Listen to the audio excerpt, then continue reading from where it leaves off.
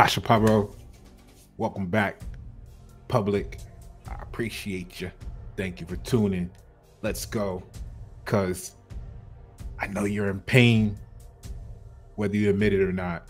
Many of you are in a state of pain, whether it's from rejection, whether it's from basically just rejection in many different ways, financial, inclusion, circles,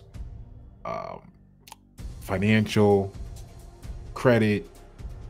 You feel left out of some things, and you having pain issues, but you haven't realized that yet. In this video, that's what we're going to be tackling, okay? Because you're fighting a lot of villains, right? You're fighting a lot of villains, and you're battling a mountain of tasks every day. You're a small business owner. This is what it's supposed to be, right? Right? Or not. See, it's kind of like when you fall and you scrape your knee, right? It hurts, or does it hurt? Some people look at it and they be like, "Ah, that's nothing." Some people bust out in tears, crying.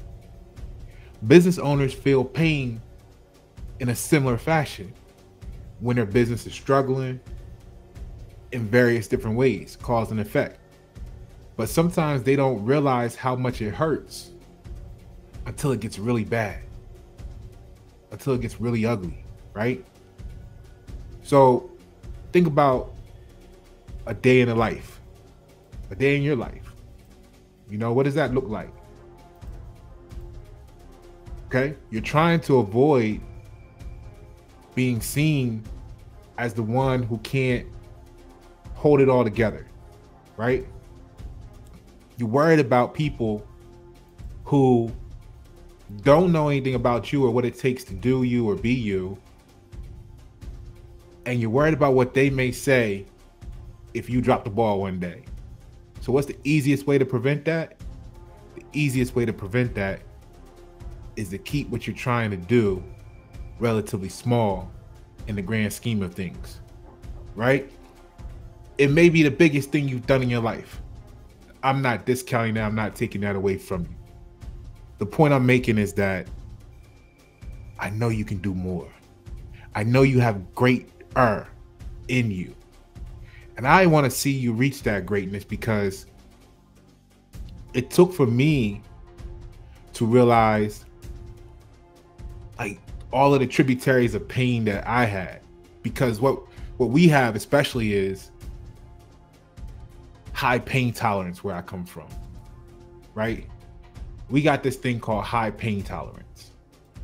And what other people crumble under, we somehow survive, right?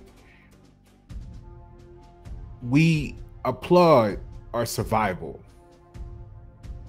But what happens when you want to do more than just survive? What does surviving look like? Like, where do you draw the line on when you're coming out of survival mode and you actually start living? Is that when you think you can go to work and pay your bills? Is that when you got your bills paid, but you got, you know, a couple $1,000s left over at the end of the year? Is that buying a new car? Is it moving to a new location? What is beyond surviving to you? Is it $50,000 in the bank? Is it $100,000? Is it a $50,000 business of your own? Is it $100,000? Is it $1 million? What is it that's beyond surviving to you? We did the video that showed that $1 million today is only $40,000 a few years ago. And I say a few years ago, you know, sarcastically, but a little over a century ago. The buying power of what we imagine $1 million to be today is actually what $40,000 bought you back then. You know, when people say, "Oh, your generation has it so easy," you know, because I'm one of the very first millennials. I'm millennial number 105 off the assembly line, I tell people, because August and the year I was born makes me like one of the very first ones. So being in that, being able to hear the perspective of life from the generations that came prior to, but living in the world that was going to become in advance and being ahead of the curve really opens your eyes up to a lot of stuff, right? Because they'll tell you, oh, you got it, your generation got it so much easier. But no, because a house back then used to cost what, $40,000 brand new, right? The same house today is going to cost our generation $360,000.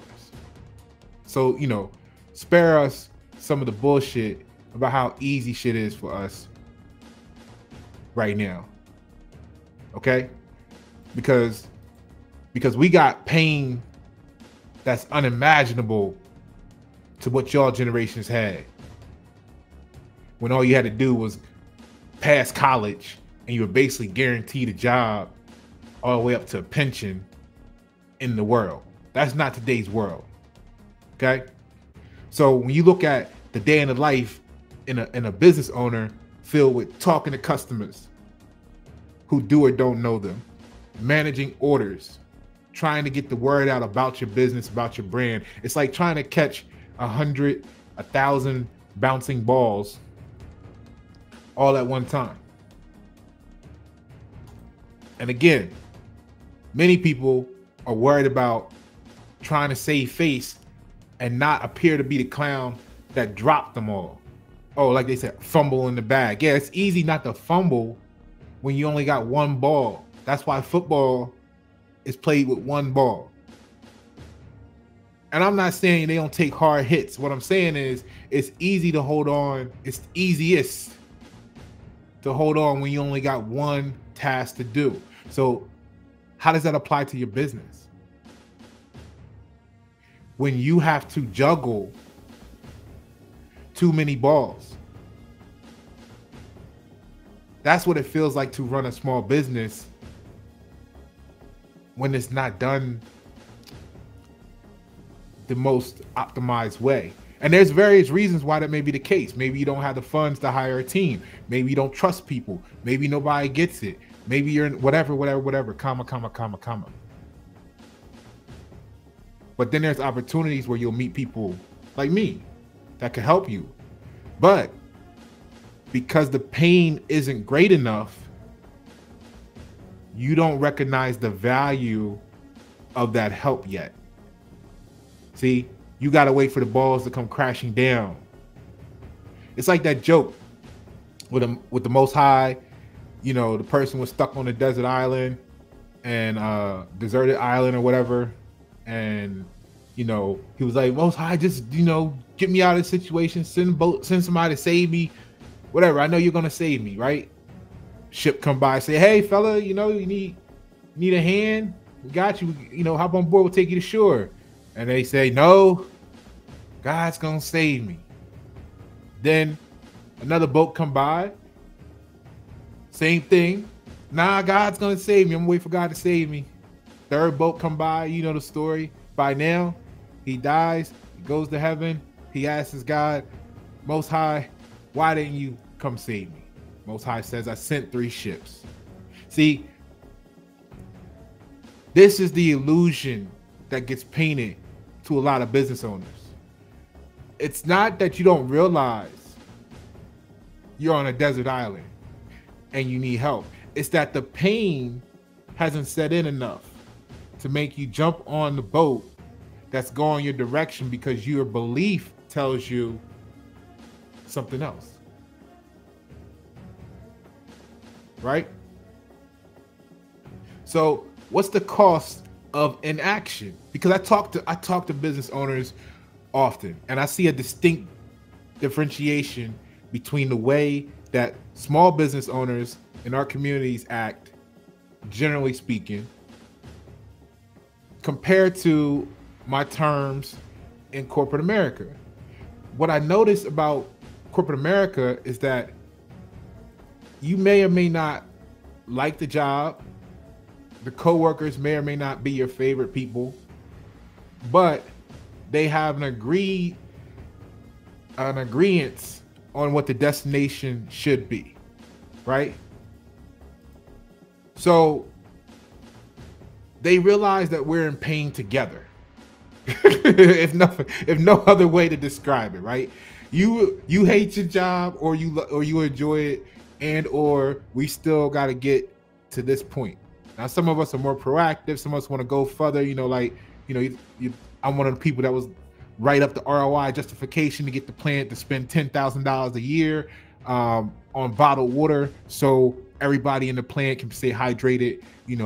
Increase safety, increases productivity, and it helps protect the corporation from a lawsuit in case someone dehydrated falls out, multi-million-dollar lawsuit, whatever. You know what I mean? Because I care about the community, the culture. It's a gift and a curse, trust me, right? But the thing about it is, to some degree, you realize you're in pain together. And then people come together to help each other through the pain, right? Because like Simon Sinek says, once you agree on a destination, it makes it easier to overcome all obstacles. The issue is that what I find in the community is everybody thinks they're on the island by themselves. And that's an issue.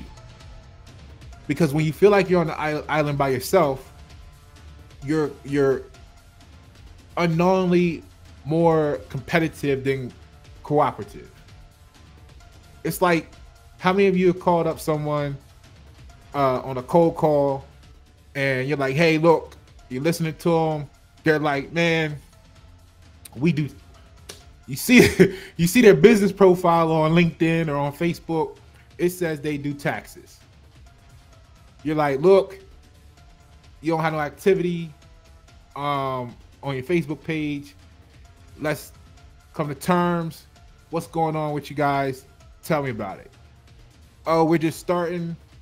We don't have anybody, no clients. My wife, I just got in position. I went to school for finance, and then I decided I want to do this. And then I said, nah, let me do this.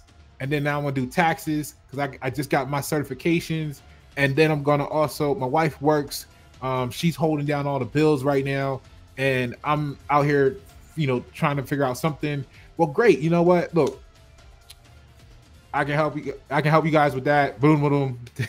Then all of a sudden, they want to DIY everything. Okay. Now, the reason they feel like DIY is the solution is because the pain of what they're experiencing right now hasn't reached their beyond their tolerance point. See, it's one thing to say, hey, I want to make a change in my life. The wife is doing all the work right now, working 80 hours a week. We got 7 kids together, and I'm whatever, right? When the pain's not being experienced by you, it's quite easy for you to feel like nothing's wrong, right? So the concept of pain tolerance is just like when you scrape your knee and it hurts. Business owners feel pain similar. The thing is, they just don't realize how bad it is until it gets really ugly, right? That's what we're trying to avoid. That's what we're really trying to avoid here. Look at it like during the lock-in home state, right? Nobody knew how fragile the economy was except for the people y'all were calling crazy like me, who was telling y'all we're only 72 hours away from total anarchy any given day, and and they're out there, like we're on YouTube, might as well be standing on the corner of your local center city with the picket signs talking about we are only 72 hours away from chaos and anarchy any given moment, right? And nobody cared, nobody appreciated it. They all called us crazy. Something's wrong with us. Then as soon as that hits and they can't get toilet paper, oh, now that you're not going to admit it, but now you see what Pasha was talking about, and the people like Pasha, and the people like the public here on YNet 7, right? The Gen Pop now understands what we were trying to tell them, because they're starting to feel the pain that we already knew was there, but couldn't get them to understand they were experiencing in many different ways before it got really ugly. Now my question is, why we gotta wait till it get really ugly all the time? You know what I mean? Why we gotta be seen as the ones that seem crazy? Because this is what we look like. We out there screaming to the top of our lungs in the middle of a storm that nobody even knows is raging around them. Speaking of which, let's go to our normal details real quick. Bop, bop, bop, bop. We got the viewership. Let's clap it up for the women in our lives. Let's clap it up. They're rising. They've increased their viewership to 32.3%, and the males 67.7%. So men, shout out if you brought your chick with you. Women, thanks for sharing it with your girl. I appreciate you. And subscribe viewers have kicked down the door and are responsible for 59.8% of the total viewed hours, and the non-subscribers 40.2%. So keep bringing it, keep subscribing and watching the content. I appreciate you. Share it with your peoples. Get it out there. We need to hear more of this circulating. So the question of the day is, while we're going through this, if you could magically learn one awesome skill to help your business, what would it be and why? Drop that in the comments below and we'll get to it. All right. So to continue where we left off, the pain is what it's about. So we'll be out there preaching to the choir. You know, this must have been what it looked like prior to Noah's flood, right? In that story, you know, the thing about it is, when you're for the people, you have this period of time where you don't want to forsaken the people because you know they know not, and you're trying to figure out how do you bring truth to people, but you have to accept at some point everybody doesn't want the truth, right? So the consequences of inaction, if you ignore the pain and don't take care of your business, it's like ignoring the toothache, right? It's like ignoring the toothache, and then that becomes what? A cavity. So that person that you're speaking to, you know, they got fire on their tongue when you come around. Or they don't say shit to you, but they got fire on their tongue about you when you leave, because that toothache, you hitting that cavity in them, right? And now they got to talk bad because they feel bad because you came to them with truth that they weren't ready for. You reminded them of the pain that they were working so hard to numb. You know what I mean? Like, like you talk to someone, you're like, hey, you know, following up on A, B, and C, and D, our last conversation, just checking to see where you're at. Or someone reach out to you. Like, I got mailing lists, I got emailing lists, I got text mailing lists. So it's funny, like sometimes somebody that stopped communicating with you will pop up with a comment to something you send them on an email list or on a text message list. And normally it's something you can tell when you trigger them, because they only respond to when you expose them to the pain that they've been suppressing. Is the way I look at it. I'll be looking at that shit and they be like, please. And I'll be like, oh, right? Because you had every opportunity to continue a conversation with me over this time, but you chose not to because that toothache of yours, right? So when I reply back, oh, yeah, the last time we were, because I keep a profile like, the last time we were chatting, we were talking about you were ready to do this, that, and the other, boom, boom. How's that going with your, how you going with that? How's it working out for you? Oh, I changed my mind and I'm not interested in that any longer. Oh, okay, cool. So what you're telling me is that you're not interested in growing your brand any longer? Uh, uh, right? It doesn't make sense when you tell them the truth of what they're like. What the fuck do you mean you're not interested anymore? That's not the truth. Like, don't waste my time. Don't waste your time lying to yourself or lying to me about it because of your too fake about the truth. What is it? Is it a financial thing? Is it a timing thing? It's only gonna be one of those two. But that's only gonna be existence until the pain reaches the threshold where you can't deal with it anymore, and then either you pass out from sheer pain related, uh what's the word? Where you pass the fuck out. Yeah. Where you pass out from the pain related shit, or your business just folds, right? Or you continue to try to juggle all these balls by yourself. And here's the biggest thing I think that people don't get. Here's the biggest thing that people don't get. They'll be doing it, right?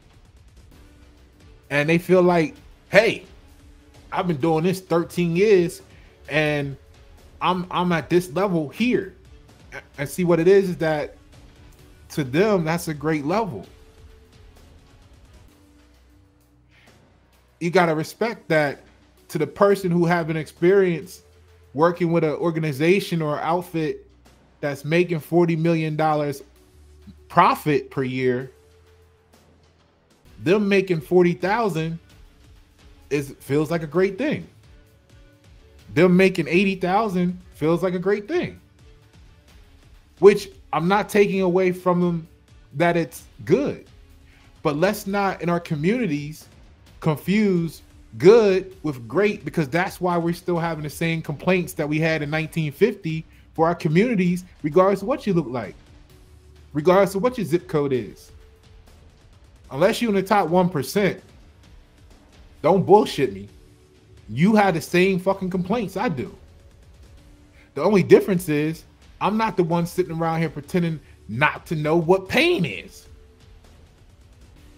Because when I studied it, I realized that I can't heal myself without healing your dumb ass. And I'm talking about the gen public. The gen pop. Now the public, why that 7 the public, that's what we going through. That's our pain problem. We get to so much studying of our own pain that we start to be like, damn, we can't fix this shit without these motherfuckers getting right. Fuck. Now we gotta go work on them.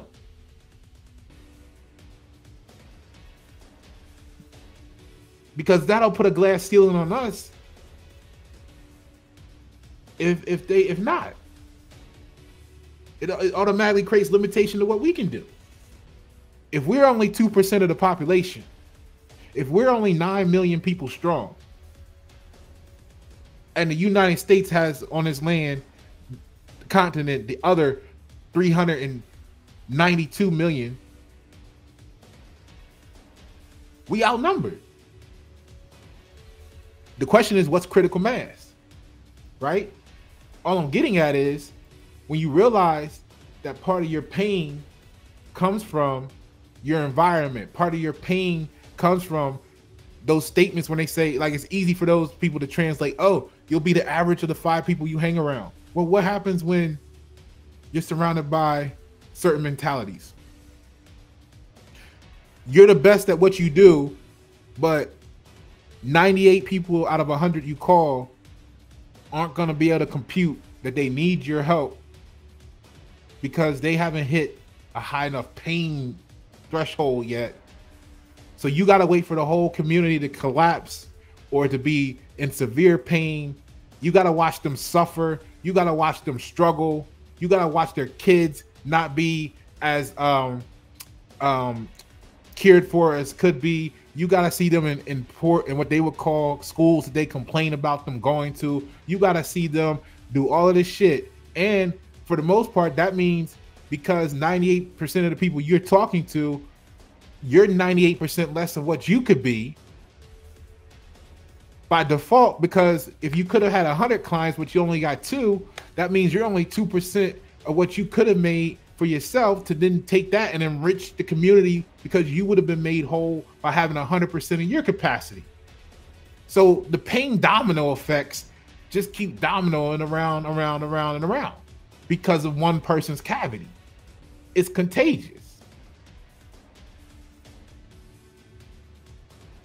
So then they don't take care of the brand because they feel like they're doing okay, because they don't realize they could be doing better.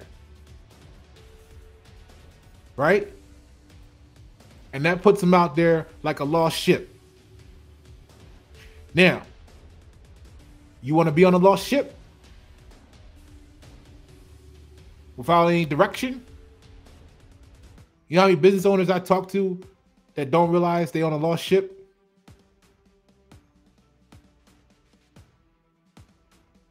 Because they're surrounded by people who don't know no better, but maybe they support them, right? Maybe they're part of the socially accepted crew that, you know, has a little network. They're selling retail products and they're making $50,000 a year.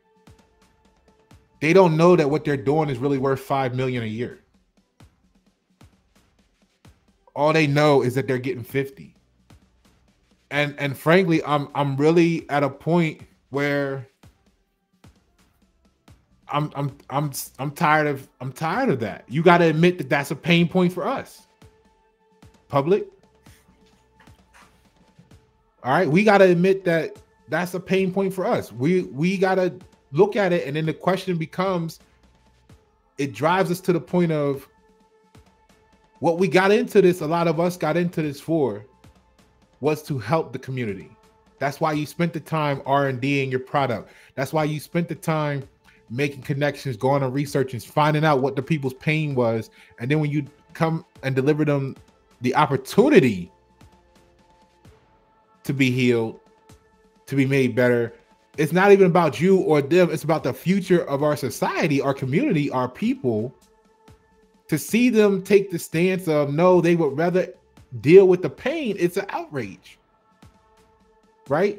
Then you suffering, they suffering burnout, but they don't want the world to know that they could use help, because that'll make them appear weak, right? So they'll rather walk this tightrope, and then everybody suffers and struggles from that. You try to do everything yourself, you might. It's like a candle, right? I know a lot of ladies like candles. So there's one thing that's true about this candle. No matter what candle you got, if you burn the candle, it's eventually going to run out of wick at some point. Now you might have a 100-hour candle. You might have spent some good money. I don't know if there's a 1,000-hour candle on the market, whatever. You got whatever candle you got. But when it's burnt out, it's burnt out. That wick is gone. Now, can you take the container that it was in, resupply it with wax, new wax, put a new wick in there? Yeah, that's what companies do when you're in your casket and they replace you. That's your seat at the company. Now, if that's how you want to view your business that you're trying to leave behind as a legacy for your family, then think about that for a moment. When you're burnt out, who's gonna be the new wax and wick?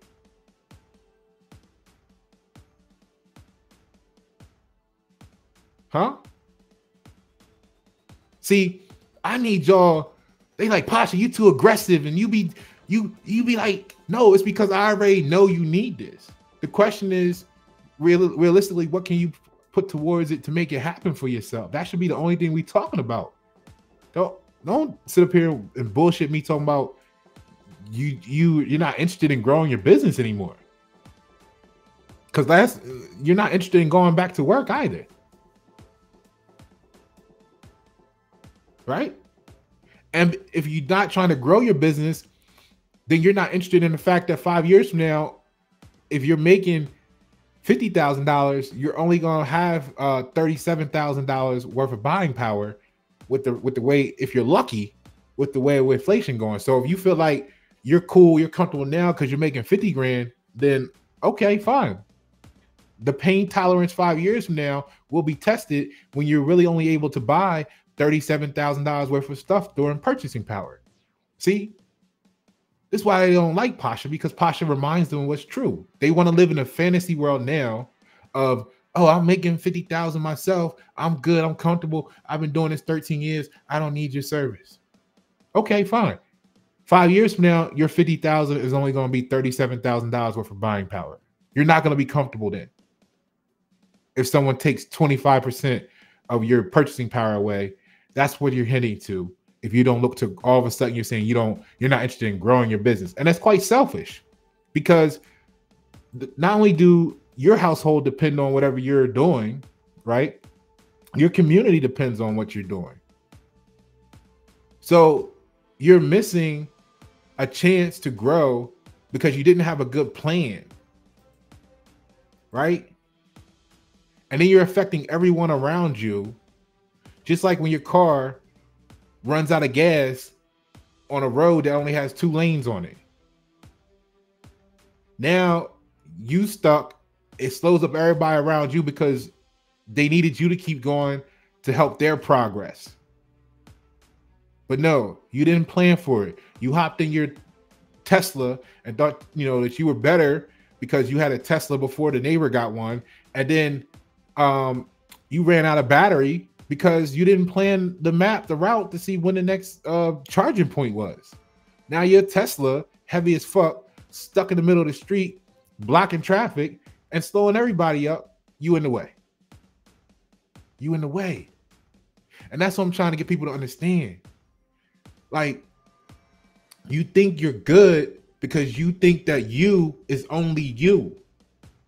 Check out the last video on the Y97 when we talked about your problems, your issues aren't coming from just your city. Like, the stuff you're dealing with, it's a national and global thing. So the more you start thinking about how good you are and not worried about how good your neighbor is, the more fucked up society becomes.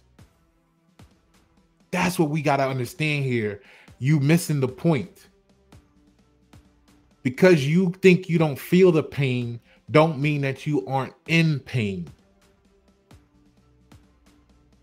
You might just have a high pain tolerance. So, marketing, many business owners feel like they're shouting into the storm. We'll go back to that picture from earlier. They're yelling into the storm. Right? That's what it's like. It's a storm. It's a storm. It's a war going on. The Chinese look at business as business is war. It's an extension of martial arts. So when you're shouting into the storm, unable to get your message across, right? What does that do for you? The people that, whether you got employees or your family or your community, right? These are all people that depend on you.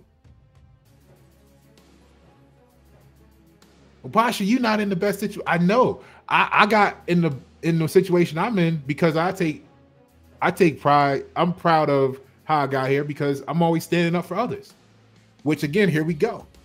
When the people you stand up for don't realize the pain that you helped them from or could be helping them from, are they appreciative or not? And this is the crossroads. This is the crossroads that we get to. And I've been looking at this for like the last 2 years, because when you achieve a certain level, when you want to invest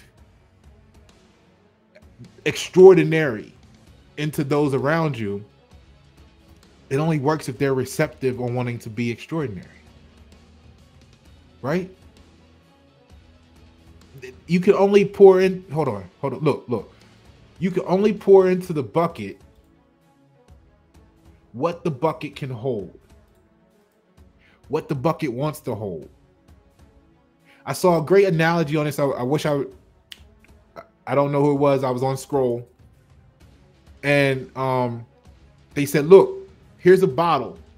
A lot of you guys are spending too much time pouring into caps. Not like no cap, but just the cap, the top of the bottle. Put the cap on the bottle on the ground, and they kept pouring into it, and they pour in. Of course, the cap was overflowing and overflowing. They kept pouring into it, and they said, so when it comes time to it, all they can pour back into you is this, which was a cap full. So it don't matter how big you are as a bucket. If you're pouring into caps, you got to make the caps around you want to be buckets too, or know that they are buckets and stop acting like caps, which means that they may have a bunch of holes in them that they have to fill or fill the void, close the gap so that the bucket don't leak and only hold a cap full so that it can hold the full expanse of what the bucket should be able to do. Then our communities can stop saying, oh, I'm good because I got 50,000, because 50,000 ain't shit.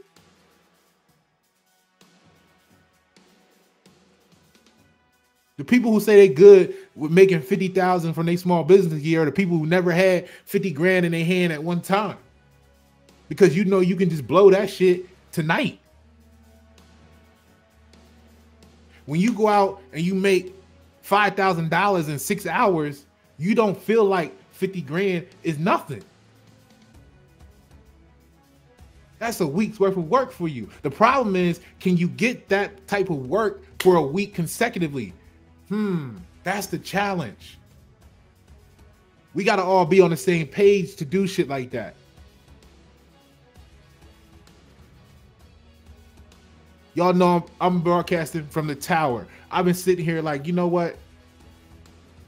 I thought about it, I don't know, 10 years ago, you know, building out the city and all this stuff. But I'm looking at the people who celebrating now. We got a plot of land and we're going to put the land together and we're going to put houses on it for our family and do ABC and do what?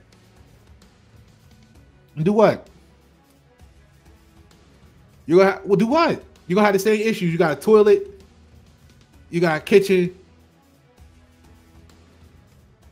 What are you going to do with it? Because a lot of these people I talk to, they don't have any revenue plans. They don't have any income plans. And then when I talk to them, they will make I'm the bad guy because I'm exposing the toothache. Because they're too busy wanting to celebrate their bliss. So then the toothache comes, right? They got to speak the fire about you because when they think of you, they think of toothache. When they talk to you, they don't want to talk because the toothache. Which hurts everybody, right? The problem is corporate America gonna write you a check for $60,000, $70,000, $80,000 a year. Come on in here, take care of this for us, make us another $5-10 million next year that we wouldn't have had this year. But when you go to the people in the community, they pain tolerance hasn't hit yet. They gotta wait for COVID to happen so they can complain about it, so that they can forget about it after it stops, and then they can tell you shit like, I'm good with my 50K. You weren't good when toilet paper was $25 a roll, but you forgot that. You forgot that, because how easily do you forget pain once you start popping the pain pills, right? Once you start going out to the club again, throwing back shots with people that you think like you, right? You forget how painful the experience was for 2.5, 3 years of your life out of the last 5. You forget that because you could throw back a shot right now. You get numb. So many business owners feel like they shouting out to a storm. They're unable to get the message across, but they say, oh, this is what it's supposed to be like, this, that, and the other, and I'm good. I don't need anything more. Okay, right? What that is a resource constraint. With limited time and money, it's like a baker. You trying to bake a cake without the ingredients. You missing something. Now, how many people done experienced that before? You had a taste for something, you wanted to make something, but you realize you ain't have all the ingredients. What did you do? What did they do? How did it turn out? Were you like, oh, it's okay, it ain't that bad? Which it might not have been. That's what I'm trying to get you to understand. It doesn't seem that bad until you experience what that good is. And the reason Pasha got people, you know, the way they feel about him is because I spent time in corporate America executing these same things for them on a high level. I mean, I spent the year, for example, as vice chairman of the maintenance and reliability department, chapter for 3M Global. Vice chairman, maintenance and reliability chapter for 3M Global. I'm on the phone with Singapore, right? I'm in a meeting with Singapore. When I come and I talk to East Side and West Side, like, that's nothing. The issue is that why is it such a challenge to translate what makes these corporations billions of dollars to our communities who's mad or feel like they're comfortable making 50,000? We know what the cake is. You want the cake, but you're missing some ingredients.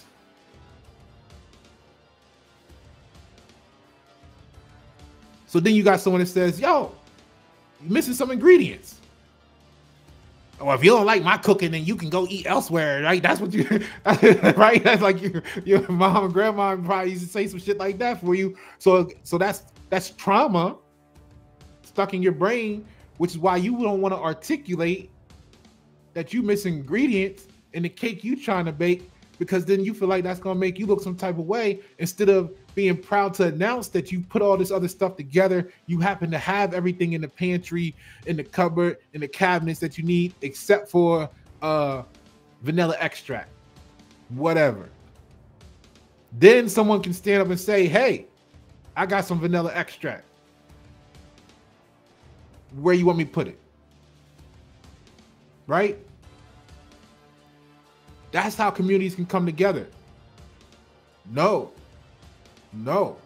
What 9 out of 10 of our people do, no, and I say our people, I mean on the level that's not the 1%, is we gonna say, you gonna judge the person that showed up like, yo, I see you missing some vanilla extract.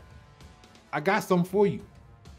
Now at the store it costs $6.99 a bottle. Okay? I'm gonna benefit from you doing this for the community. I'm gonna have some of that cake. And so give me $4.50. Oh my God, you want $4.50 for the vanilla extract? I'm good. I don't need it. We're gonna do without. Okay. So now, if you're a baker trying to sell your cake without the vanilla extract, yeah, you're gonna sell some slices. Those first couple slices, people gonna be like, you know, this is all right, but it's missing something. Or I feel like something missing. I just can't connect to the brand. I just don't know what it is, right? So you wind up selling 4 out of 16 slices of the cake, and you like, I'm doing good. I've been doing this 13 years. Yeah. And you're leaving 3/4 of what you could be unannounced, unsecured, because you don't know any better. And I'm really at odds, because I talk to business owners and we come to the same fork in the road in the public. And I'm not talking about the gym pop. I'm talking about you. Why that 7 people, you know, I'm talking, when I say the public, that's you. So the problem we're at with being the public is, how long before we have to sacrifice the gym pop, but at the same time, we can't sacrifice the gym pop. Not that that's our goal. Our goal is to restore America, but you can't even do that until you've built the replacements for any system or anything you would want to boycott or be without, period. So what happens is it's this tightrope walk between, you know, WTF,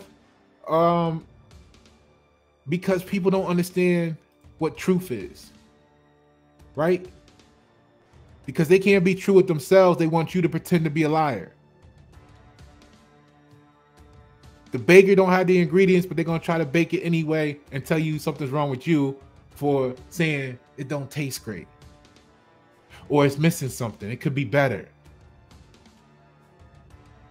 I got what you need. All those are problem toothache moments for the people who don't have the right mentality. So what we're going through right now, what the public is doing is the public is parting the Red Sea, or parting the Reed Sea, whichever account you want to go by. All right. So yes, I'd be so ecstatic when I get those emails that 1 out of 100. If I send out 500 emails and that one person pop out, please remove me from your mailing list. Oh, thank you. Because that's energy I don't have to waste. And that's one less fake person that I gotta deal with their stupidity. Because we can fill that gap, that new seat, that seat that we can't open. Let's fill it with someone who's going to put the work in. A lot of people talk about they want change, they talk about they want something, but none of them. There's a group of people that'll talk about it all day. They'll say they want it, they're interested, but they're not committed, is the way I heard it best put. They're not committed. They haven't even agreed with themselves that they want what they want. So how are they going to agree with you what it takes to get there? Great. You want to grow your business? Okay, this is what we need to do. We need this, we need that, we need it. They can't even have the conversation like, you know, I'm keeping them anonymous, but it was just baffling. It was like, yeah, I need to talk to the wifey, the finance guy. I'm doing finance, doing this. I was doing that. I just went to school. Now I'm starting a financial business. Oh, I'm going to be doing taxes. And you know what? I think I should do logos. Why? I guess because I told them the logo might be $5,000. Every time you start over, because it's not that you failed. It's that you didn't give yourself a chance to grow. See, sometimes you feel a little of pain, right? You feel a little pain and you're like, oh, this hurts a little. I don't think I should continue down this road. This is painful, right? Put this under resource constraints. Like, your pain tolerance may be fucking shit up, but then also at the same time, not having enough pain tolerance fuck shit up. Because now you're saying, oh, I felt some pain. I'm not gonna push through this moment. Instead, let me run over here and try this new thing instead. Then what happens? You get over there, you go a little further down the road and you experience some pain, and then you want to jump ship again. Remember the video that we talked about where it says something like 33% of the US population has changed jobs once a year. Like, I get there's periods of time where you're going through stuff in your life, you're trying to find yourself, but could you imagine 10 years and you've had 10 different jobs? I mean, at 10 different companies, 10 different places, doing 10 different things. Like, when do you ever get good at it? And that's why, so, when I send back the message, best wishes, it's painful to me knowing that household, because I got family I don't talk to because of, it's why they're 7. Y'all seen the videos, man. We got a lot of different reasons,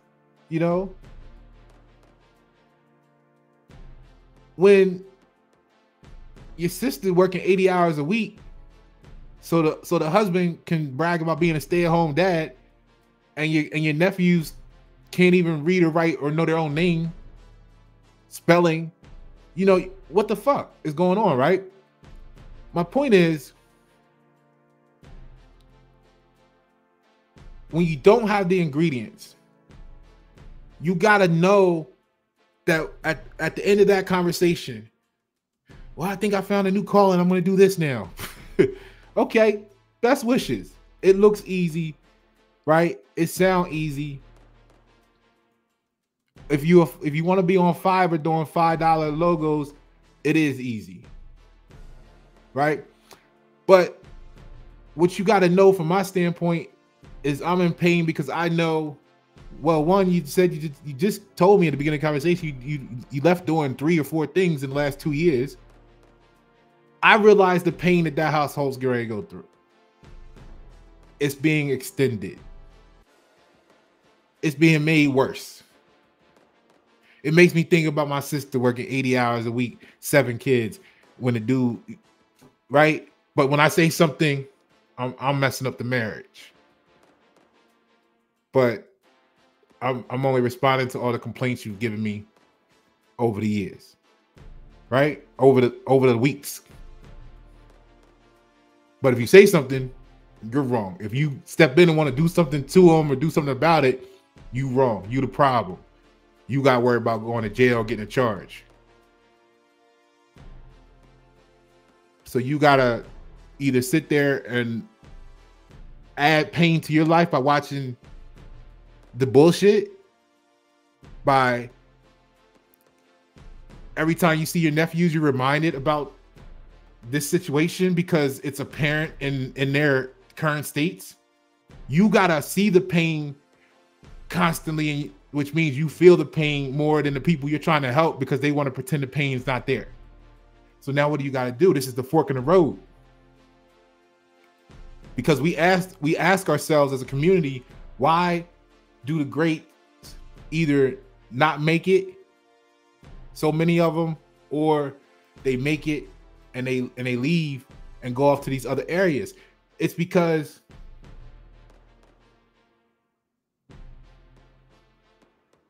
it could be because, do you think it's because you are part of their pain? You kept being a pain. Like the saying, the saying pain in the ass, but how many of y'all realize that y'all are the pain in the ass in the Gen Pop? So if they're behind the wheel, they got to decide, right? It's some women out there right now telling their kids, well, daddy just never came home one day. And then the kid grow up saying how bad daddy was, how bad father was. But the part they left out was they were being a pain in the ass every chance they get. So if you can't heal the pain, if you can't take enough painkillers without putting your own life at risk, like some people drink alcohol to numb the pain. But what if that person says, well, I am still conscious, and although the alcohol helps, I know if I keep going this direction, I'm going to become an alcoholic. I know if becoming an alcoholic may have some damaging effects on my physical life and body, and or put me in a position where I'm going to do something I'm going to regret one day and whatever. So let me get away from the source that's driving me to drink. There's another quote, right? You're driving me to drink. Let's get away from the source of what's driving me to drink. And wow, once you do that, you realize you're not drinking as much anymore. See, he or she forgot that part of the equation, right? Because they wanted to pretend they didn't know what, either they wanted to pretend or they weren't aware of what pain really was, or what pain really is.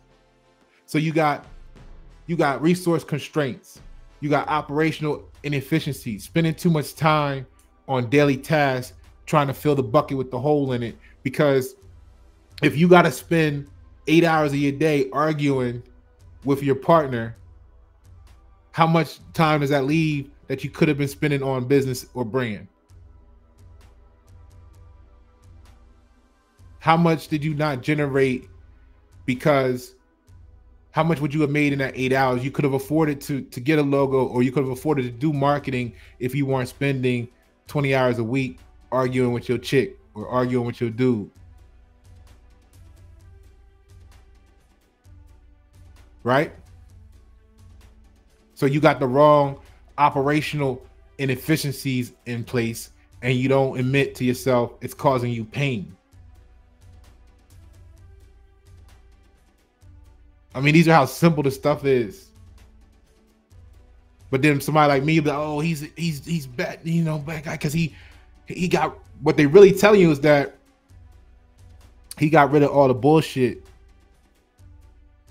which might left doing nothing. Like, like the situation now. Like I said, I can relate to this firsthand, because the last the last issue that tripped me up, which we all go through some things, was me fighting this battle for what I thought was going to change society, and I wound up having this lawsuit I created that was going to be a first impression on changing the relationship between employers and employees, right? But what happens with that? You fighting it by yourself, right? So because you're by yourself, an international corporation such as Securitas has enough reach and power and everything to sabotage you and bankrupt you, and then the EEOC makes it so that you can't get another job in a timely fashion. So you wind up losing, what people might look at you as you lost what you have. Okay. I'm at war. I've been at war with the other side for 20 years. You win some battles, you lose some. I won about 80%. So when people want to say, well, how can you articulate this stuff because you're not 6 figures, you're not 7 figures right now, you don't have this, you don't have that, you just lost this. I've been in a battle. I lost that battle, sure. But I've been in a position also where I have blank checks to go and change, billion-dollar corporations' direction. So if I'm good enough to do it for them and have the track record of doing it there, dumbasses, I can do it for you, right? So, a lot of people judge you. These are the same people that judge you, but when their car break down, they don't have the money to get it fixed right away either. So how are they comparing their life to yours? Their bill was only $1,200. Yours was $12,000. Because you were on you had different type of cars.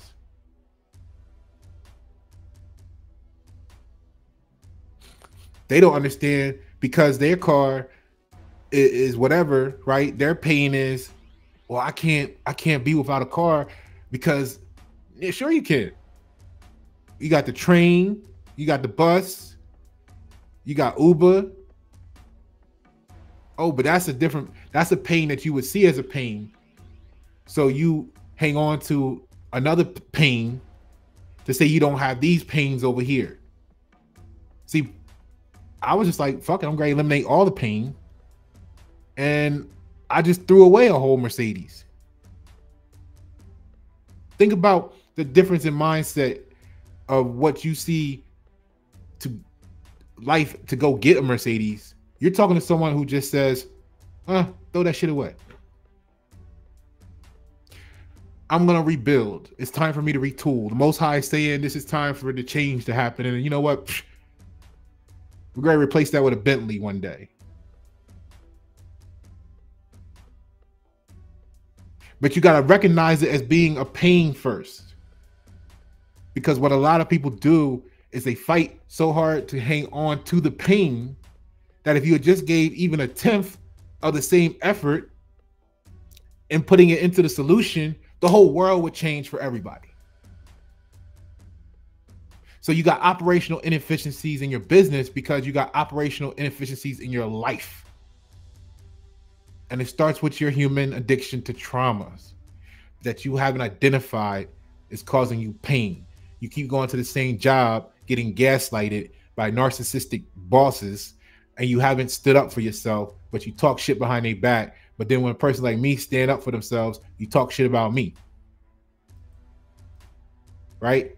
And then when they get rid of them, the two fake, and you say, well, we knew something was going to happen. He shouldn't have been saying this, that, the other. Oh, you mean he shouldn't have been real? He should have been like you, right? He should have invited more pain. He should have been receptive to it. This isn't for you. So this is why I'm happy when I get the emails every now and then that say, hey, can you remove me from this? See, because they want to invite more pain. They enjoy the toothache. They want to have more trauma so that they can go gossip and talk about the trauma. We building success over here against all odds. So there's got to be a turning point. There's got to be the idea of change that comes to you. You're going to have to realize that you're in pain first of all. That's the first step.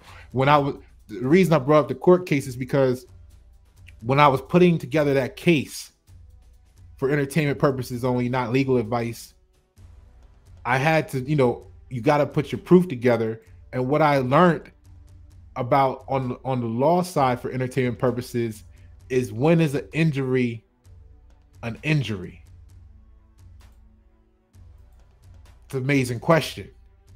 When is an injury an injury? And what you find is that the legal definition for entertainment purposes, go watch the video I did on the securitized lawsuit. You'll see it all written out in the form that I turned in for the case, was in the format, I mean. So you'll see the actual legal document I drafted, the suit, the case, whatever you want to call it. So by definition, legally, the injury is only an injury when the injured party realizes that they are injured. You got to realize that you're injured before it becomes an injury. And that's what our community hasn't done yet. It hasn't realized that it's injured because someone told a bunch of different looking people. I'm going to say a different looking people. It don't even matter what you look like. They told you that you were free and you believe it.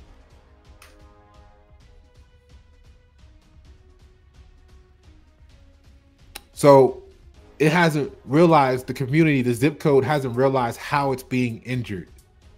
So it doesn't know that it is injured right now. And because it don't know that it's injured, it feels like it's okay.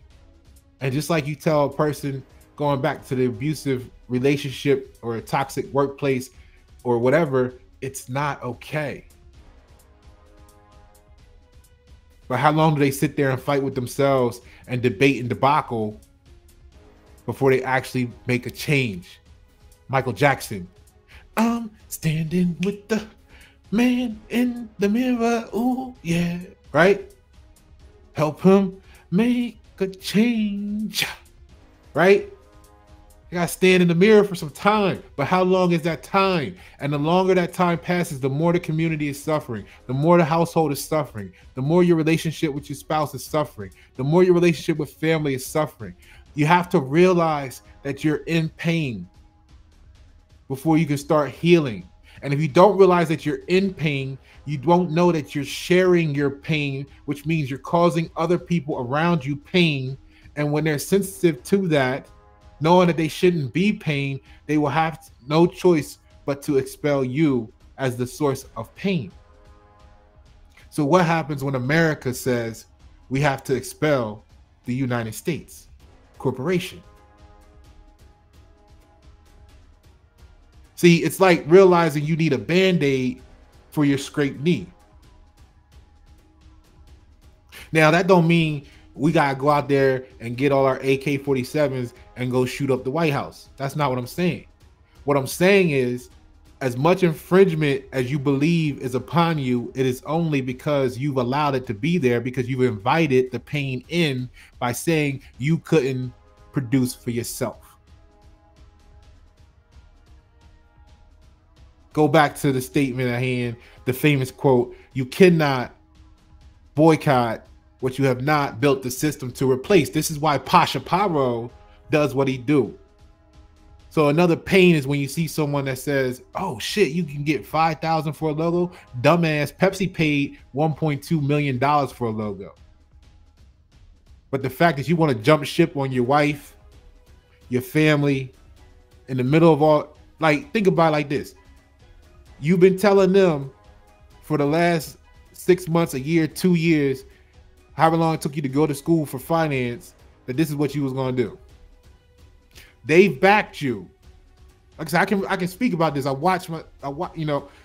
Anyway, they've backed you through this whole process. They've spent the countless hours in pain. They've gone to work to take care of the family by themselves. They've done this. They've done that. The kids have gone without new sneakers, whatever the case might have been. Now all of a sudden you want to do something different, which means the whole investment cycle, not even the learning cycle, but the whole investment cycle got to start over again, because now there's a new ramp up period from the time that you start this new endeavor to the point where you get that up to speed because you saw $5,000 on an invoice. See, you doing it for what you think is money. It's the wrong reason to be doing it. Pasha's doing it because this is how we need to create sustainable communities. This is how we gain our independence as a when I say as a people, as a public, as a zip code. So no, I don't really have a lot of respect for people that go, no matter what industry, and if you're like, you only doing this because you make X dollars. You see my conversations about alignable with that. It's a lot of people on alignable. That's what they do. That's why they can't be real, because they got to be fake to fit this image, because they want to be in this space only because they make this money. But outside of that, they really hate themselves or who they are when they got to be in that space. So there's somebody else behind the scenes. And that's why you can't trust them, because you meet them behind the scenes. They're one person. You meet them on their image. They're wearing a mask. So who the fuck are they? You don't know. That's a trust issue. That causes you pain, but instead of most of them admitting that it causes them pain, they say, oh, that's what you got to do to be in business. No, you don't have to be fake.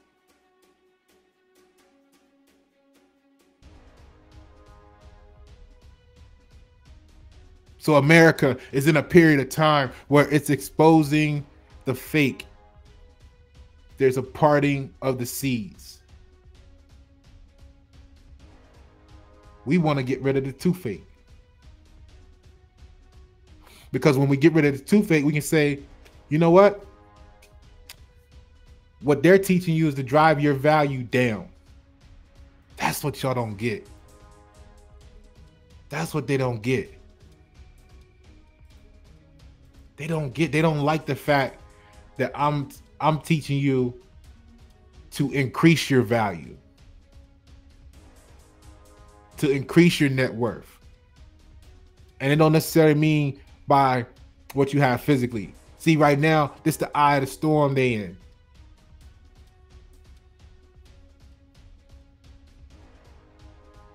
You have a chance to do something. The next generation, if we don't do anything, won't have the same opportunities.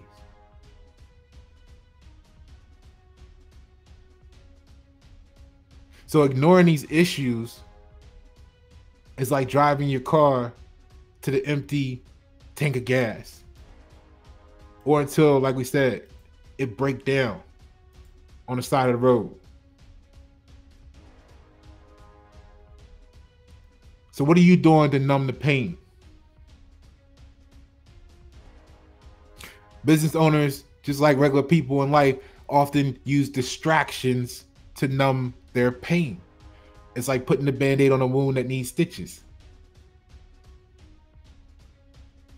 I know a few of us out here, we looked at the cut, we saw the gash, we threw some alcohol, some hydrogen peroxide on that shit, and we let that shit heal. We didn't put no Band-Aid on it, and we didn't put no stitches on it either. But we didn't pretend that it wasn't what it was, because then we would have been like, oh, that ain't shit, I ain't gonna do nothing.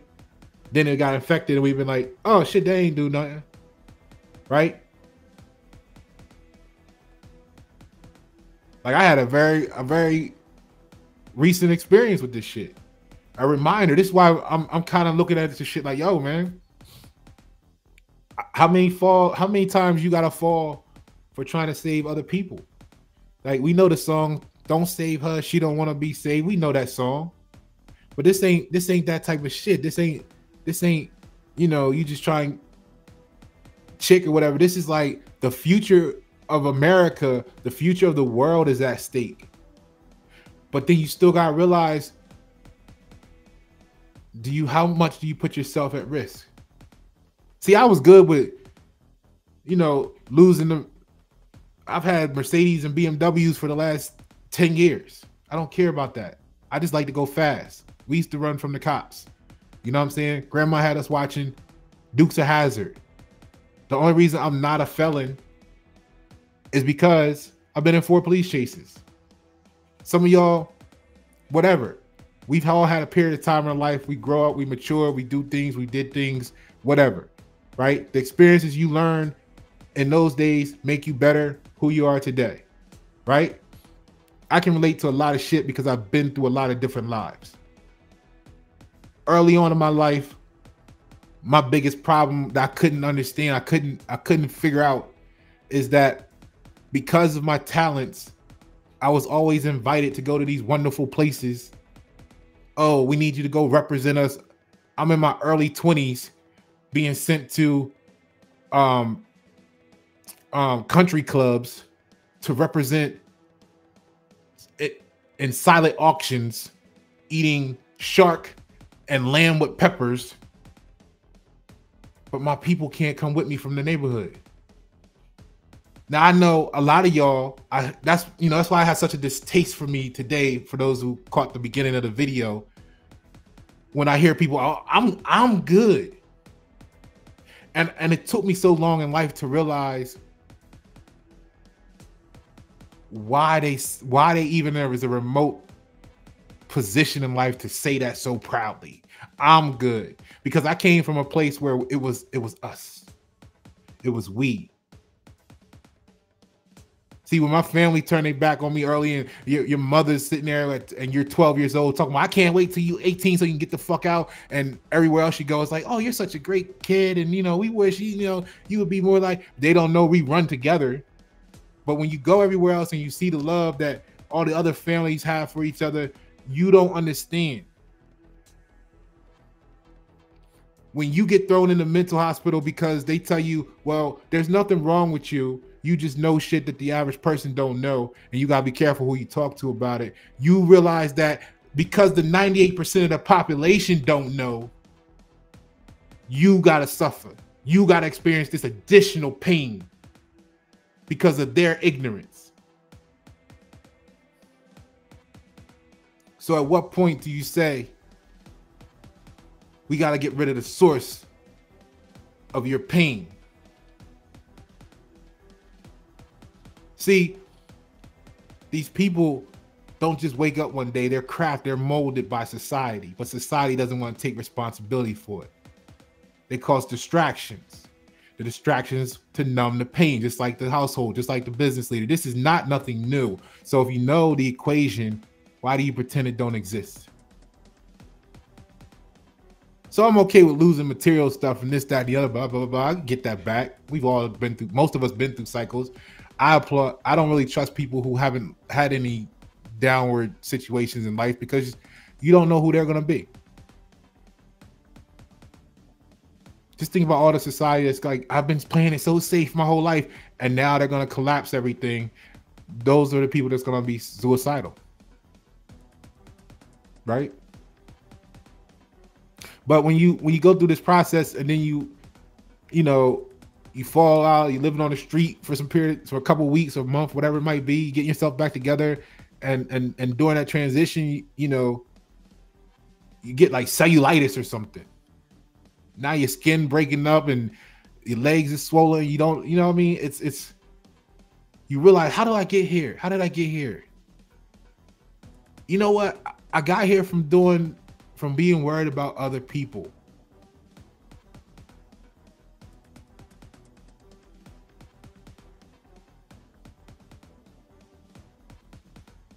I got here from being worried about other people.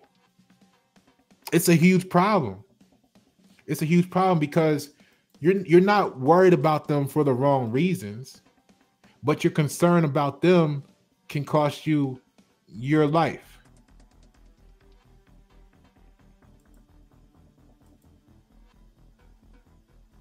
So when I say to the public, we come to a fork in the road of how long do we allow these mentalities to exist without change? It's a very serious question.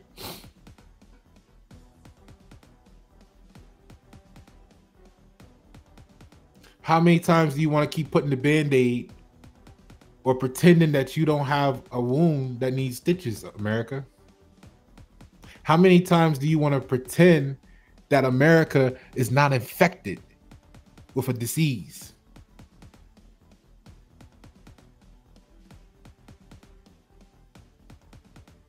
I'm okay. That's what the people say when they don't want to go to the doctor.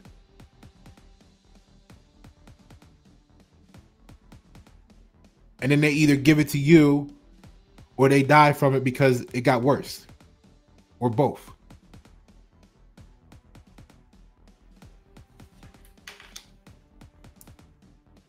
So how long, America, do we want to play the game, or do we want to condone the people who pretend not to feel your pain? You know what I mean? When you spending hours on your smartphone or answering emails like the hamster on the wheel, but you're not getting anywhere. When you could hire the person that could make a difference for you, but you're too concerned about how much they're gonna make off of you that you can't see that this is the difference between, this is starting your steps to going from 50,000 to 5 million, but you're concerned about $5,000 going in their pocket. I had someone tell me that before, like 10 years ago. I had, sent the proposal off. I was working, because see, I've always been the PR nightmare. Why? Because I'm the eagle. I'm the republic. I'm America. We don't have the same concerns as the United States, and it costs us sometimes because normative social influence is a disease, but people don't see the pain that it causes, so they don't know the solution or salvation of being an informatively socially influenced person. They just want to fit in. They just want to be accepted by any means necessary. So I remember like saying, look, man, we'll do this project for you, 6 months exclusive, 30,000. Oh my God. The reason why I really lost, we and that individual been through a lot historically, and I lost respect at that moment, because the word respect means relate, not your emotional intertwined definitions or whatever. The word respect simply means relate. So I couldn't relate anymore when the response I got was not a question of, well, how good would the work be? Because everybody know if I'm doing something, I'm one of the greatest at it. Or I'm going to wait until I get good enough to where it's that valid, right?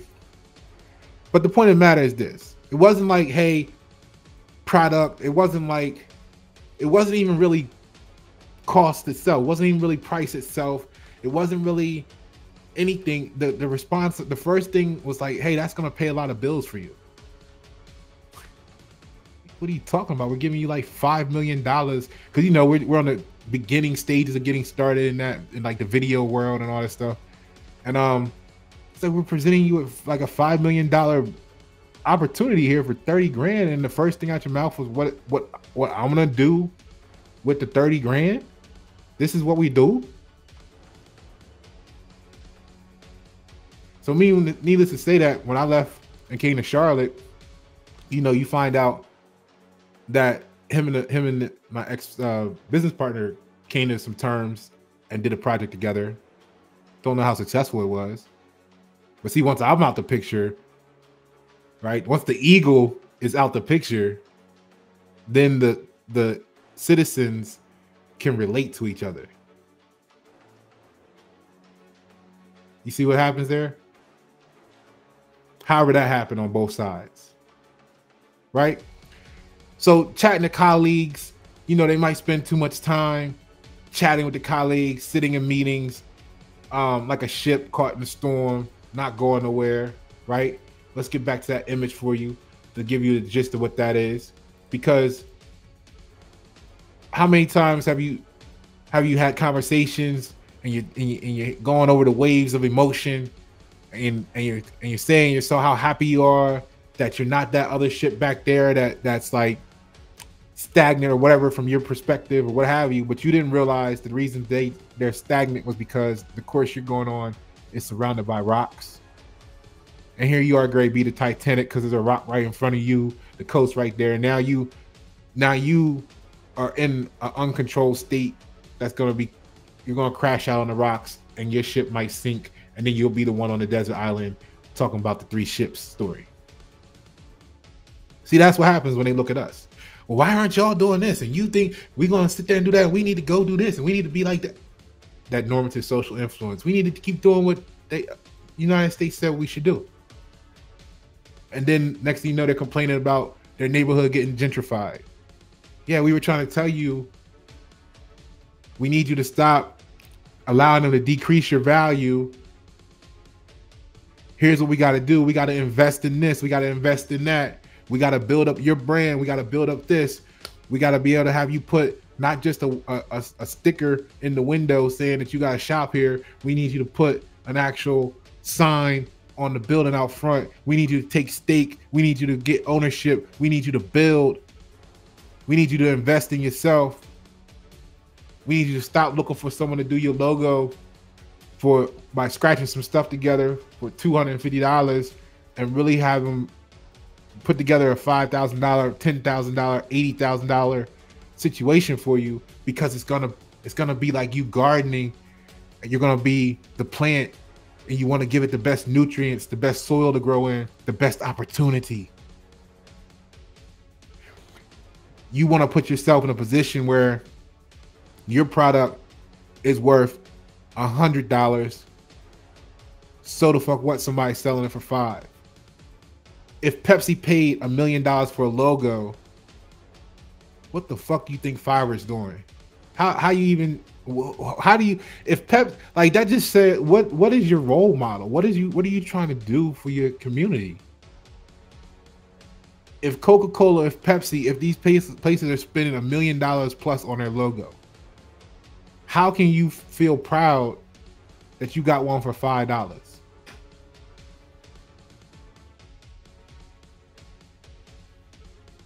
I mean, put it in perspective that average person can relate.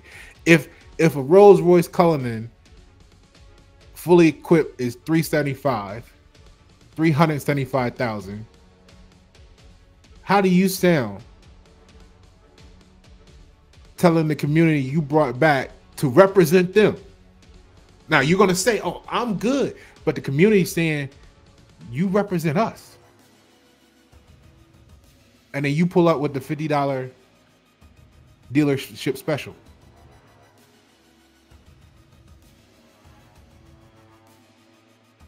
And don't get it twisted. 8.2% out of 10 people, it's not because they don't have it financially. It's because this might interrupt their trip to Hawaii this summer.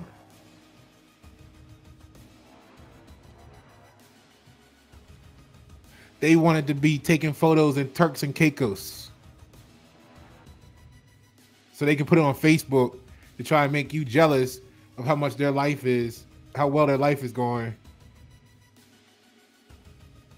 So they sacrificed the brand and the business for some selfies at a beach that they're only going to see for 7 days out of their whole life. Then they're going to come back to your community that they're going to see for the next 10 years if they're...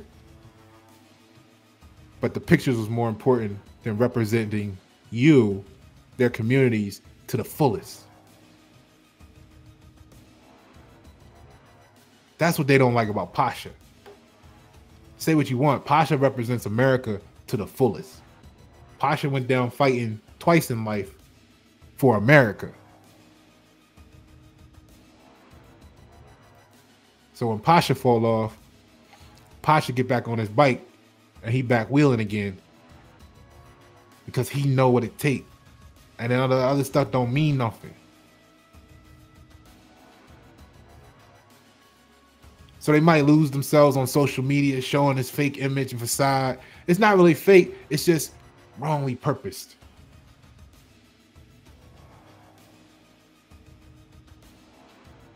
Right? Pasha, you shouldn't be talking about your clients. Look, this is reality. This is reality. One, I'm explaining to you why they're not my clients.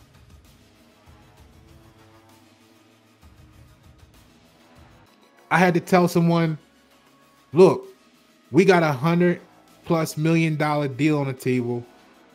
You crying over $300, $400, $500 a month. It blew my mind. Someone would rather pay a credit card bill than to go make $5 billion. Because that little payment that you make on your credit card bill alone could be the difference if you invested it in your brand to your brand taking off. But you want to have a $5,000 credit card swipe so that you can keep going in perpetual debt, so that you can remain on a hamster wheel instead of putting it into yourself. Shout out to the people whose credit score has dropped over the last 3-4 years because they were doing what's right long term versus what they were told to do by people who making money off of them. And see how stupid it sounds? When this group of people tell you how they gonna make money off of you, the gym pop be like, oh yeah, this is what we're supposed to do, because they're fucking brainwashed. But then when it comes to you, they're gonna be concerned about what you're gonna do with the money. How dumb is that? Then we wondering why our community don't got shit.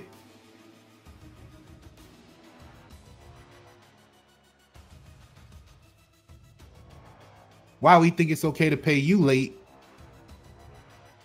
but then you pay your credit card bill late, they give you a late fee. What happens when you say, you know what, fuck it, man, I gotta introduce late fees, right? Then what happens when you say, fuck it, I don't want to introduce late fees, I need all my money up front, because that's the way I used to do it. Things went really smooth, right? Now the community says, oh, Pasha don't want to work with us. No, Pasha don't want to work with bullshit, because Pasha recognizes the pain. You recognize the pain, but you felt like it was okay for Pasha to be in pain because you're used to having pain.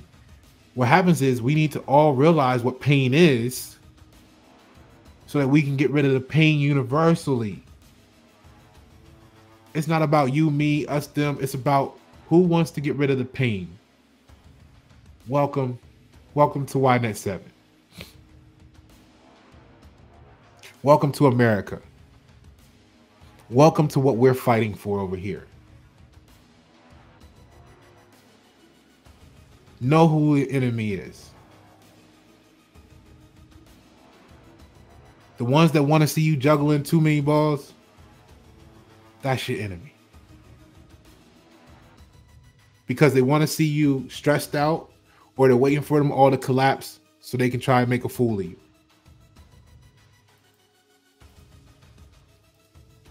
They want you to be in a position of lack so that they can feel better about themselves.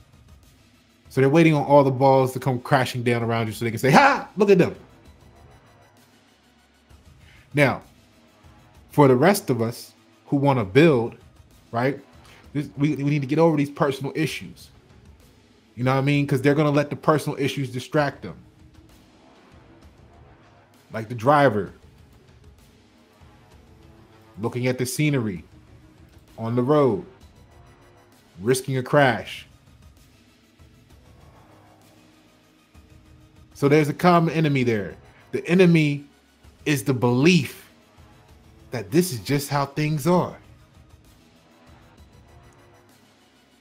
That's like being at the wheel of the car and it's drifting to the left every time. You're saying, well, this is just how it is. Instead of saying, you know what, this is how it is right now, but when we get back to town, I'm taking this into the shop and getting an alignment.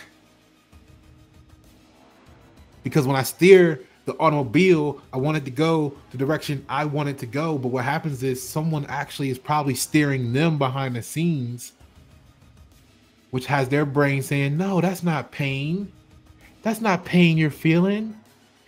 Don't listen to songs. So they're a crybaby. They're weak. They need to toughen up. No, they know that the fucking stove was hot. And they said, what the fuck is the stove hot for? Why you got me touching the stove when it's hot? I'm gonna go get a glove. I'm gonna open this grill with a mitt, with a grill mitt, right? Because I'm cooking at 450 degrees, at 700 degrees, whatever. I realize it's causing me pain. Let me do something about it.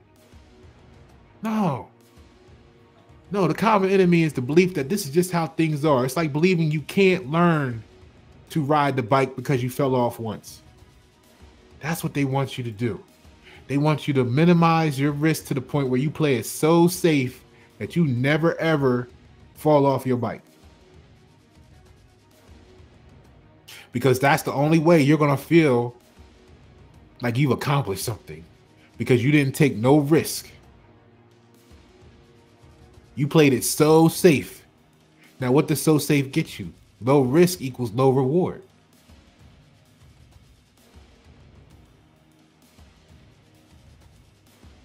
See, it appeared to be low risk, having wifey go to work, do everything. You stay home with the kids until AI takes over that position, and now she had a job, and you have no creative talent to produce anything on your own either. Because every time you got faced with a little bit of pain, you jump ship to the next opportunity, the next thing to say you're going to go do instead. So you never built nothing through the levels of what it takes to build. Because every time you face a little bit of pain, you scrape the knee, you got a cut on your arm hopping a fence, you cried and said, I'm gonna go do this instead over here, thinking that that's gonna be easier. Thinking the grass gonna be greener. But we're here to fight that belief in America. We're here to show you that change is not only possible, but we're here to help you. We're here to help guide you to that change. But the first thing you got to do is admit that you're in pain. No one can do that for you. And just like any addiction, denial is always the first stage. So what I call for you today, for those who made it this far without the toothache, right, is to get you back into position where you're the superhero. I need you to first admit that you're in pain, like Spider-Man in the beginning, when he was out there doing his own thing for I'm okay, I'm good, I got these superpowers, I'm going to use them for me. And then he realized that the person that he let go, the villain at that moment, is the one that was responsible for killing his uncle or grandfather or whatever he called him, right, at the home that he lived with. Then he felt the pain, but it was too late then. It was not too late that Spider-Man's life was over, but it was too late to the point where a part of his life was taken that's irreplaceable.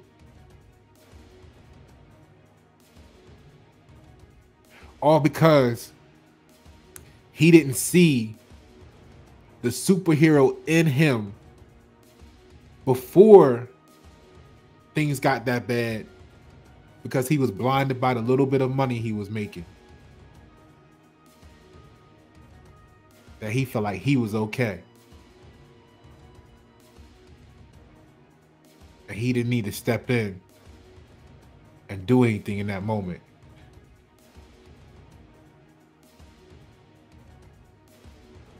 So we're here to help you patch up your scraped knees, put the hydrogen peroxide on your cut elbow,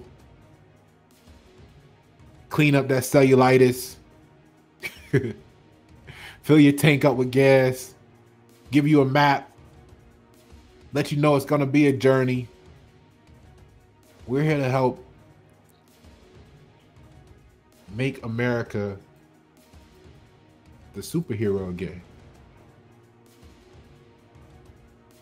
See, America wasn't just the superhero for the world. It wasn't just the superhero for Ukraine. It used to be a superhero for you. To your parents, America was a superhero. But they've taught you to be so cheap.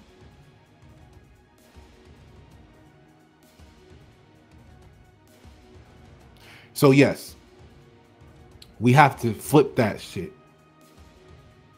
The moment you stop saying you want to be the cheapest one on the block so that you can get the most sales, you'll realize that becoming the most extraordinary means that you're going to have to be the most pricey, which means that the people around you who's going to benefit from your service have to step up to be able to afford you. But if everybody steps up, then we've all come up a rank on the ladder.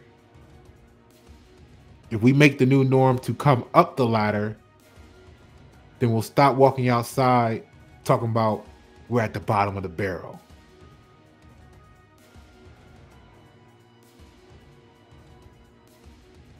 So we're here, Pasha, I'm here for you to not just become a superhero, for you not just to restore the eagle in America, but to be an extraordinary one.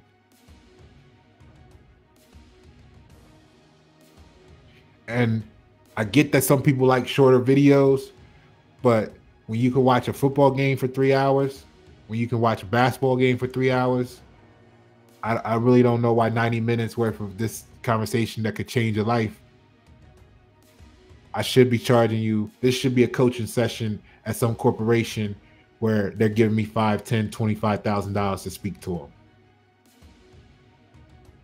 Because what's motivating you is some illusion of freedom and your passion for that.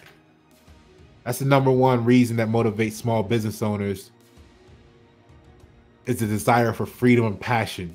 It's like wanting to fly like the eagle, free and full of life. You are born here, most of you. You are born wanting to be the eagle.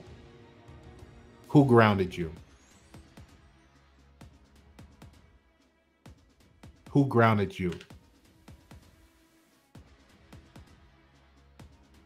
Let me show you how to spread your wings and soar. Yes, the eagle land on the ground every now and then too. We're here to help you turn that passion into a thriving business, not just one where you're saying, I'm okay. Because okay, you're not in control of being okay. I want you to realize the biggest thing that you're missing, the biggest sacrifice that you're making, the most selfish thing that you could do is to say that you're okay and overlook the potential community impact. See, you forgot about that. You forgot about your community because you were too worried about yourself, which is why you think that $50,000 or $80,000 is something. And then you go buy a $50,000 or $80,000 car and make payments for 8 to 10 years because your $50,000 to $80,000 ain't shit. Because in those 8 to 10 years it takes you to pay that off, if you keep the same car, it's only worth 20. Maybe 10 if it's got some malfunctions. So what about your community impact? Pasha stand here as the eagle to help you make the meaningful impact in your community. Like the gardener planting the seeds to grow into the beautiful flowers. We did the video already on work-life balance. What's your balance between work and life? May not be what they taught you work-life balance is. For some years, you might got to go all in on work. It might be uncomfortable. It might be difficult. It might be challenging. It might be a tightrope. Are you afraid?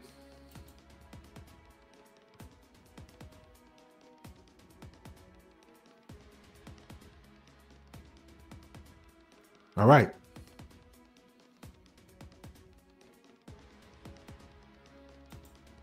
Here's the question of the day. If you could magically learn one awesome skill to help your business, what would it be and why? Remember to subscribe, like, comment, and share. Of course, we want to hear from you too. And if you're in a position, since you're so okay, then you should be so able to donate to keep the channel going. The Cash App is right here on the screen. In closing, again, shout out to the 32.3% women viewership, 67.7% male. I really appreciate the 59.8% that subscribed, 59.8% viewership hours that the subscribe group has captured from the not subscribed. They're having a nice little battle going on, seeing who's going to take that. Let's keep getting more subscribers. Let's grow the channel. Let's get it to 1,000. Let's go. Really excited. This is not a scalding for those who don't like the way the truth sounds sometimes. It is an opportunity for you to accept what the truth is. And what we have to do is we must agree on destination before we can overcome all obstacles together. United we stand, divided we fall. And the reason we're divided is because we haven't agreed on the destination. Because it's too many of y'all saying, I'm okay. It's too many of y'all saying, I prefer a $5 logo. And that's no good for nobody, right? So stop running from the pain that it takes to grow and learn how to endure. How old is Coca-Cola? How old is Pepsi? How old is Ford? And you're looking at Ford right now. The build quality is getting hammered in the PR state. Financially, they're looking at collapse. Who else just came up? Jeep. Jeep is talking about they might be the new Buick. You know what I'm saying? So all these people with Hellcats and this, that, and the other, they might be like Buick now. Where are you gonna get your parts from if they go out of business? You see what I'm saying? Why does this happen? Because somebody just like you started a business in their garage, in their basement, out in the field, whatever. Built something, faced the pain, got some teams together once it got too big for themselves because they overcame the pain. They didn't pretend it wasn't there, right? And they built and they grew and they built and they grew and they added and they built and they grew and they built and they grew until it got to a point where it was so big, it came full circle. And now it's so big that it doesn't realize what its pain points are. That's what happens when the company gets too big. The leadership, when it's the wrong leadership, doesn't realize the gap that they sit, the gap between where they sit and the actual pain points of the company. So they never address the pain points. And that's really what happens that causes businesses problems when they get so large. And then that business falls. And then that other person that started their business and grew and grew and grew comes and takes its place as one of the top largest companies. And the cycle keeps revolving. Very few companies last a long time.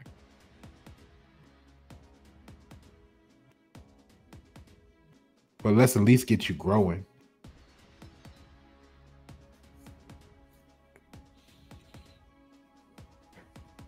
Pasha Paroh.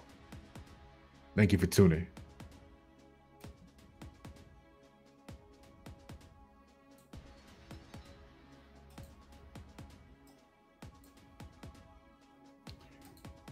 put the eagle. I'm gonna end this one for you with the eagle on the screen. All right, that's gonna be the goal.